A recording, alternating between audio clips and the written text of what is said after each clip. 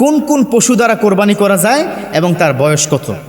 আমরা কিন্তু দেখি, আপনাদের নিশ্চয়ই কি জানা আছে, আপনারা অবশ্যই যাচ্ছেন অনেকে কোরবানির হাটে, একটা শব্দের সাথে আপনারা কি পরিচিত কিনা, দাঁতছে কিনা, এটা কি বলি না, দাঁতছে কিনা।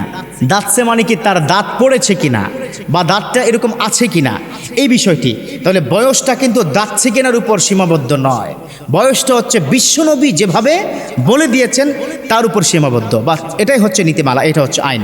প্রথমত কোন কোন পশু দ্বারা কোরবানি করা যায় আমরা একটু খেয়াল করব। এক নম্বর হলো উট।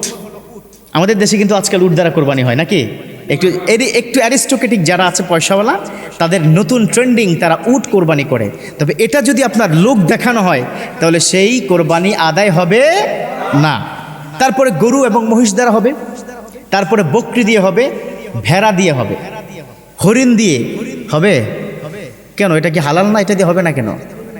হরিণ দিয়ে কোরবানি হবে না, কারণ হচ্ছে হরিণ মূলত এটা কি বন্য এক ধরনের প্রাণী, এটা মূলত আপনাদের হাত থেকে নিজেরা পালন করছেন না, এটা বন্য প্রাণী, এই জন্য হরিণ দিয়ে হবে না। গাধা দিয়ে হবে, গাধা, ঘোড়া দিয়ে হবে, হবে না। বকরি দিয়ে হবে, খাসি দিয়ে হবে, ছাগল দিয়ে হবে, দুম্বা দিয়ে হবে, ডরপার দিয়ে হবে, ডরপার জাতীয় কিন্তু ইদানিং আছে, দুম্বার আরেকটা ফরম্যাট।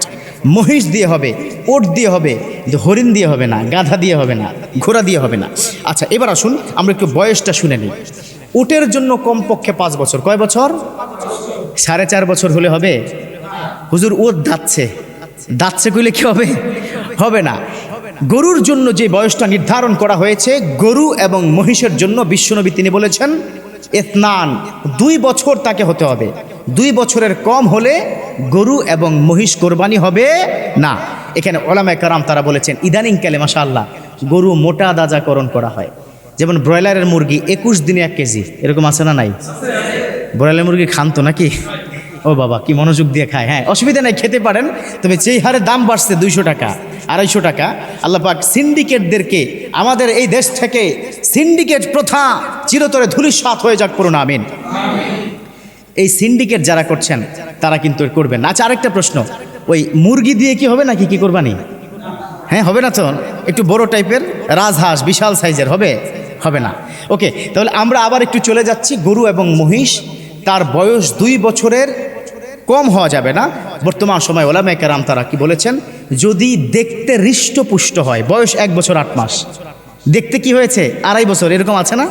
ছেলের বয়স ধরেন, বাবা উচ্চতা লম্বা 6 ফুট 2 ইঞ্চি, ছেলেও মাশাআল্লাহ 5 বছরে হয়ে গেছে 4 ফুট, এরকম আছে না নাই? এখন ওই পোলারে 4 ফুট কিন্তু কেউ বিশ্বাস, মানে 7 বছর বা 6 বছর কেউ বিশ্বাস করে না।